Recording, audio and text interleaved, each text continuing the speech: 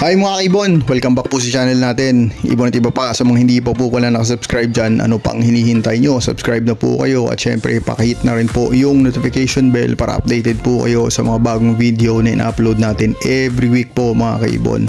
At wag na wag din kalimutang i-follow, like and share yung FB page natin mga kaibon, kasi doon po tayo nagbibigay ng ibon, itlog na fertile, inakay if may available, at kung kahit anong meron tayong available doon po natin pinamimigay yun mga kaibon.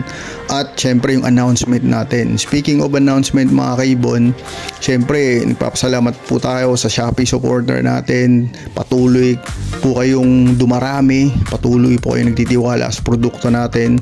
Sa mga hindi pa po nakasubok, subukan nyo po yung patuka natin at matry nyo rin po kung gaano ka-effective yung patuka natin mga kaibon. At napaka-busy lang natin mga kaibon, may magbibigay tayo ng announcement soon sa FB page natin, kaya i-follow nyo po talaga yung FB page natin. Okay, ngayong week na to mga kaibon, napaka-interesting at napakagandang topic yung pag-uusapan natin ngayong week na to mga kaibon, dahil ito yung bagong mutation na pumasok sa Pilipinas. Napakaganda, di ba? Anong mutation yun? Okay, ang mutation na yun mga kaibon is Sapphire. Pag-uusapan natin ang Sapphire sa video na to mga kaibon. Kung ano ba ang Sapphire, saan nanggaling, kailan pa ang Sapphire. Sasagutin po natin yung mga katanungan na yan sa video natin mga kaibon. Pero bago natin gawin yan, magsha-shoutout muna tayo sa mga supporter natin na walang sawang sumusuporta sa channel natin. Okay, ngayon syempre mga ibon, magsha-shoutout na po tayo sa mga solid na sumusuporta sa channel natin. Sabi ko nga parate, dahil po sa inyo nagpapatuloy si Ibon at iba pa.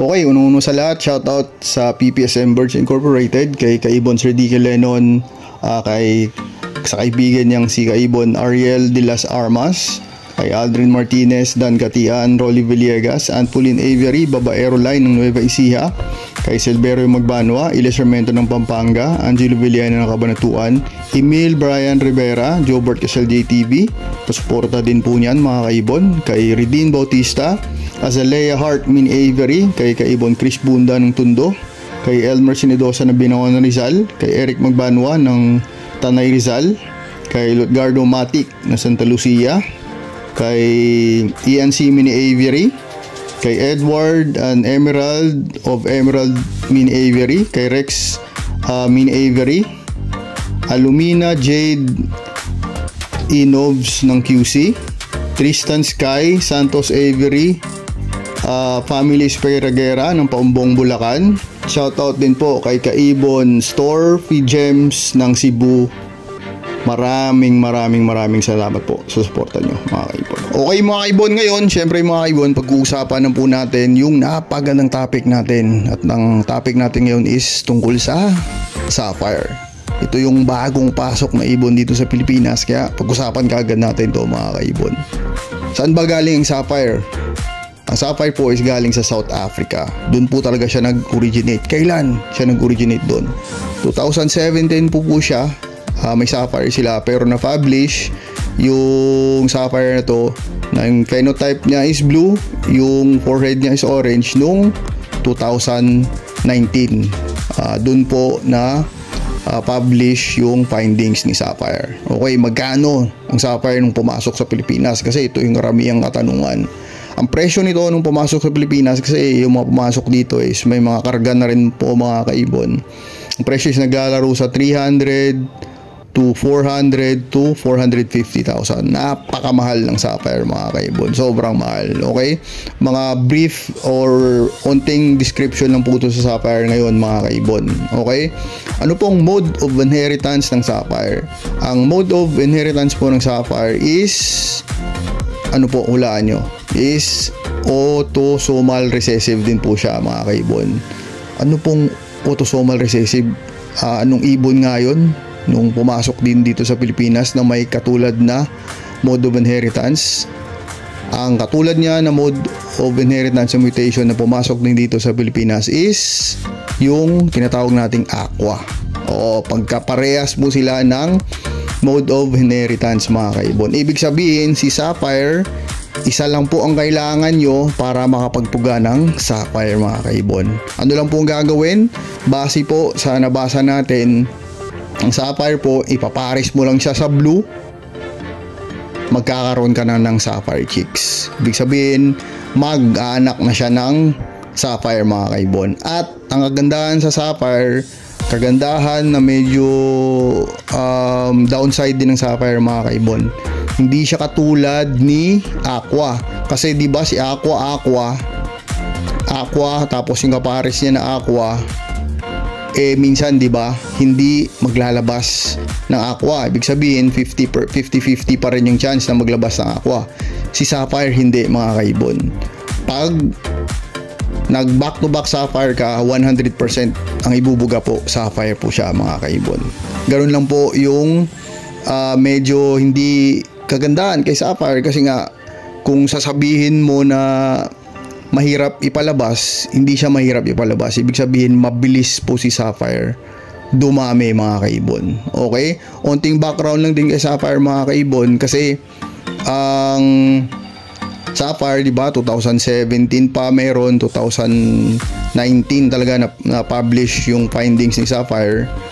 Sa ibang bansa, mas nauna pa sa atin mga kaibon. Bakit natin nalaman yun mga kaibon? Example natin yung Bangladesh. May sapphire na si Bangladesh 2022 pa, meron na silang sapphire mga kaibon. Pero ang downside lang din dun sa kanila, hindi nila pinapansin. Pero meron na rin sila mga kaibon. Bakit natin nabigay ang example na yun? Kasi baka po dito sa Pilipinas may sapphire na rin. May sapphire na rin po yung karamihan na mag-iibon natin dito. Pero syempre takot pa rin mag-declare na sapphire, kasi nga hindi pa siguro ang iba na test breed, kasi kailangan din talaga natin i-test breed to mga kaibon para mapatunayan natin yung sapphire natin dito sa Pilipinas is legit din po. Kasi ito yung dilema nating mga Pinoy versus sa mga ini-import na sapphire galing sa ibang bansa. Katulad din po to ng dilema natin nung pumasok yung gray wing dito. Kasi pag tinatanong, kaninong gray wing galing yan? Pag sinabing ganitong breeder, legit yan. Pag sinabing hindi sa ganitong breeder, mukhang alanganin yan. Kasi yung legit lang na gray wing, dito lang sa mga breeder na to galing mga kaibon. Yan din po yung magiging dilema natin dito mga Pinoy. Kasi alam ko maraming Pinoy na breeder dito na meron din na masasabi nilang sapphire din ng ibon nila, pero I'm sure deep inside hindi nila masasabi yun 100%, kasi nga po hindi pa nila na test breed. Gaya nga ng sinabi ko kanina mga kaibon, sa mga Pinoy po na may hawak na rin sapphire dito sa atin sa Pilipinas, i-test breed po natin mga kaibon, iparisa natin, kasi di ba, isang sapphire lang makapagpalabas ka na ng sapphire chicks. Actually yung technical na tinatawag nung 2022 pa sa sapphire is yung turquoise, kasi yun talaga yung technical name ng sapphire. Ibig sabihin yung phenotype niya talaga is turquoise blue, ganun talaga, pero yung ulo niya orange wood. At may nakita rin po tayo dito ng mga kaibon natin sa Pilipinas na meron naman na ganitong mga ibon. Kaya nga ito yung magiging dilema natin, kasi may na-import, may gawang Pinas. Kaya sa mga breeder natin, kapwa breeder natin dito sa Pilipinas, test breed po natin mga kaibon, kasi baka hindi lang natin alam na sapphire na pala talaga yung hawak natin. Katulad sa ibang bansa na hindi nila pinapansin ng sapphire. Sa totoo lang, may nakausap tayo, hindi lang sa telepono, face to face na taga ibang bansa na may sapphire sila at ang sobrang mura ng sapphire nila. Hindi ko na lang sasabihin sa inyo mga kaibon kung magkano, kasi baka madismaya kayo sa puso nyo. Pero bibigyan ko na lang kayo ng ballpark kung magkano nila binibenta ang sapphire sa lugar nila. Hindi pa umabot sa 700 pesos ang isa. Sapphire yun mga kaibon na walang kargang iba. Hindi umabot actually sa 600 pesos ang isa. Benta nila sa sapphire nila doon. Kasi nga po, hindi nila alam ang halaga at ang value pa ng ibon. Pero ngayon kasi pumutok na rin ang sapphire dito sa Pilipinas sa atin. At syempre, ano ba yung malakas mag-import ng o kumuha ng ibon sa atin dito sa Pilipinas? Dalawang bansa na lang ngayon Pakistan tsaka Bangladesh. Yun na lang po kasi dalawang bansa ang kumukuha sa atin ng ibon dito sa Pilipinas mga kaibon. Bakit kaya sila kumukuha ng maraming ibon dito sa Pilipinas? Kasi nga po mga kaibon, sa Bangladesh, enthusiast talaga sila. Talagang may mga bird show talaga doon. Yung ibon nila talaga parang binibreed talaga nila para pagandahin. At yung bagsakan ng ibon na yon mga kaibon na galing sa Pilipinas, kahit galing pa sa Pakistan o sa Bangladesh, saan binabagsak yon mga kaibon? Unting background lang para mabigyan ko yun ng info. Sa India po binabagsak yung mga ibon na galing dito sa Pilipinas. Okay? Kaya po, kung nagbabala kayo bumili ng sapphire o mag-breed ng sapphire, pag-isipan nyo po mabuti muna mga kaibon. Kasi, di ba, pag dumami dito sa Pilipinas ang sapphire at nalaman na ng ibang bansa na sapphire pala itong mga hawak namin, baka po yung sapphire natin dito dumami lang din tapos hindi makuha sa ibang bansa. Yun lang po yung kinakatakot natin dyan mga kaibon. Pero sana wag naman mangyari yun mga kaibon kasi sayang. Ang sa atin lang dito sana makauna rin tayo sa mga mutation kasi alam ko yung mga breeder natin dito is may mga sapphire na rin talaga na hawak sa Pilipinas. Hindi pa lang na test breed, try nyo i-test breed mga kaibon. Hopefully maging successful yung test breed nyo. At syempre, yung sapphire, nasi-split siya sa green kasi nga katulad nga siya ng aqua, di ba? I-test breed din po natin yun mga kaibon para po makasigurado po tayo ng hawak natin is sapphire o hindi mga kaibon.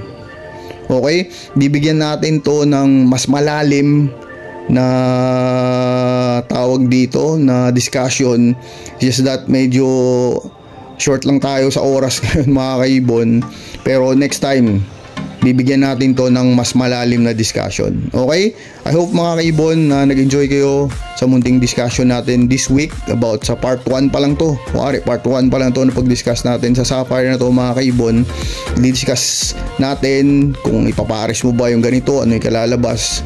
Pagka nagkaroon tayo ng mas magandang time, i-discuss po natin yan mga kaibon para sa inyo. Okay, comment down below po mga kaibon kung may mga suggestion kayo at sana nag-enjoy kayo sa munding topic natin yon.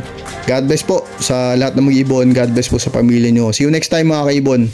Ibon at iba pa. Maraming salamat po. Bye mga kaibon.